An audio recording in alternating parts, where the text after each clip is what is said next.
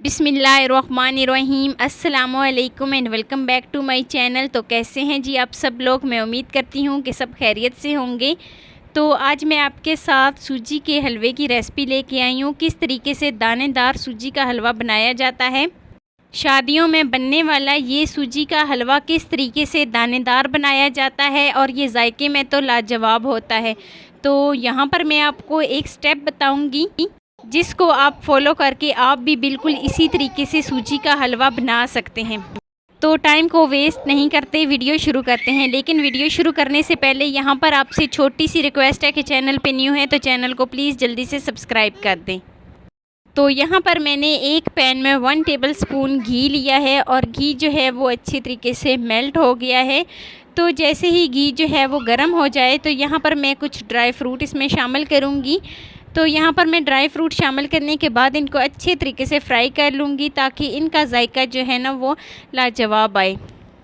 तो यहाँ पर मैं इसको सोटे कर लेती हूँ तकरीबन 1 से 2 मिनट के लिए। तो यहाँ पर देखिए बहुत ही खूबसूरत सा एक कलर आ गया है। तो जैसे ही ये वाला कलर आ जाए तो यहाँ पर अब हम इसको निकाल लेते हैं एक प्लेट में।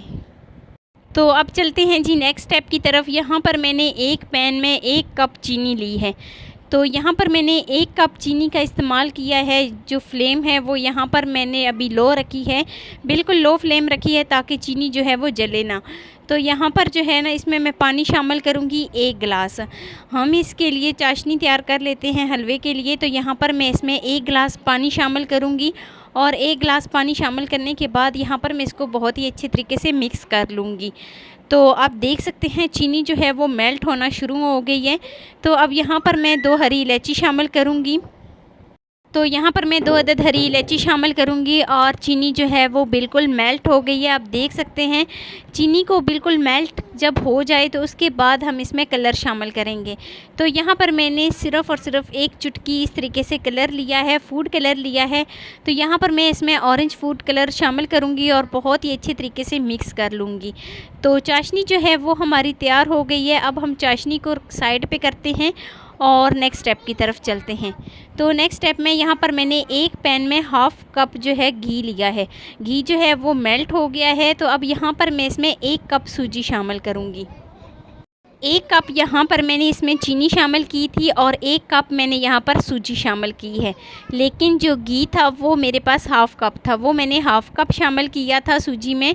तो यहाँ पर मैं सूजी शामिल करने के बाद बहुत ही अच्छी तरीके से इसकी बुनाई कर लूँगी। ये बहुत ही अहम स्टेप होता है बुनाई करने का।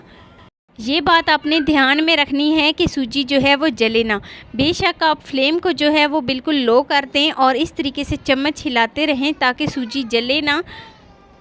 तो लो फ्लेम पर मैं सूजी की बुनाई कर लूँगी। बहुत ही अच्छे तरीके से यहाँ पर मैं इसकी बुनाई करूँगी।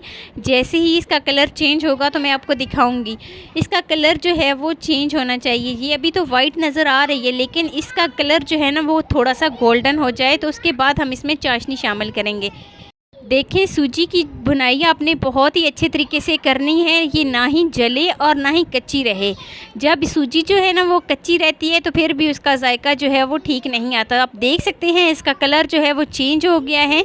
तो जैसे ही इसका कलर चेंज होगा तो यहाँ पर जो मैंने चाशनी बना के रखी थी वो इसमें शामिल कर देंगे। तो यहाँ पर मैंने सारी चाशनी बना के रखी थी वो मैं सूजी में शामिल करूँगी। जैसे ही मैं चाशनी को शामिल करूँगी तो सूजी जो है वो इसको एब्ज़ॉर्ब कर लेगी। तो आप देख सकते हैं सूजी जो है वो तकरीबन ड्राई होना शुरू हो गई है, मतलब सूजी जो है वो चाशनी को अपने अंदर एब्ज़ॉर्ब कर लिया है।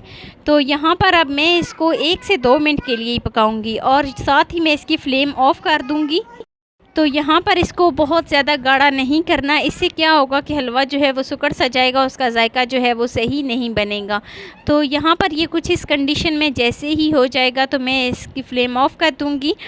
तो अभी आपको ये नरम लग रहा है लेकिन जैसे ही ठंडा होगा तो ये बिल्कुल ठीक हो जाएगा। तो यहाँ पर मैंने फ्लेम को ऑफ़ कर दिया है और जो मैंने ड्राई फ्रूट को जो मैंने फ्राई करके रखा था वो इसमें शामिल करूँगी। और शामिल करने के बाद यहाँ पर मैं इसको बहुत ही अच्छे तरीके से मिक्स कर लूँगी। तो आप इसकी कंडीशन देख सकते हैं, ये अब ठंडा हो गया है तो ये कुछ इस कंडीशन में आ गया है। तो यहाँ पर जो है ना मैं इसको बहुत ही अच्छे तरीके से मिक्स करूँगी और मिक्स करने के बाद यहाँ पर मैं इसको सर्व कर लेती हूँ। तो इस रेसिपी के अंदर अहम स्टेप जो था ना वो यही था कि आपने एक तो सूजी की बुनाई बहुत ही अच्छे तरीके से करनी है और दूसरा जो है ना आपने मेजरमेंट का ख़ास ध्यान रखना है। अगर आपकी मेजरमेंट बिल्कुल सही तरीके से होगी तो आपका जो हलवा है वो परफेक्ट तरीके से तैयार होगा। तो यहाँ पर मैं इसको सर्व कर लेती हूँ और ये देखें जी माशाल्लाह बहुत ही खूबसूरत सा लुक आया है। तो यहाँ पर मैंने आपके साथ बहुत ही आसान तरीके के साथ हलवा जो है वो शेयर किया है। शादियों में बनने वाला ये वाला हलवा आप घर में भी बना सकते हैं बिल्कुल आसान तरीके से और सिर्फ चंद चीज़ों से, कोई मुश्किल नहीं था। तो यहाँ पर ये है जी इसकी फ़ाइनल लुक। आप भी इसको ज़रूर ट्राई कीजिएगा और मुझे एक प्यारा सा खूबसूरत सा फीडबैक लाजमी दीजिएगा कि मेरी आपको आज की वीडियो कैसी लगी। तो वीडियो अगर आपको ज़रा सी भी अच्छी लगी हो तो लाइक कर देना, फ़र्स्ट टाइम है चैनल पे तो चैनल को लाजमी सब्सक्राइब कर देना। तो दोस्तों के साथ और रिश्तेदारों के साथ लाजमी शेयर करना। तो मिलते हैं नेक्स्ट वीडियो में एक नई रेसिपी के साथ। अपना बहुत सारा ख्याल रखना। अल्लाह हाफिज़।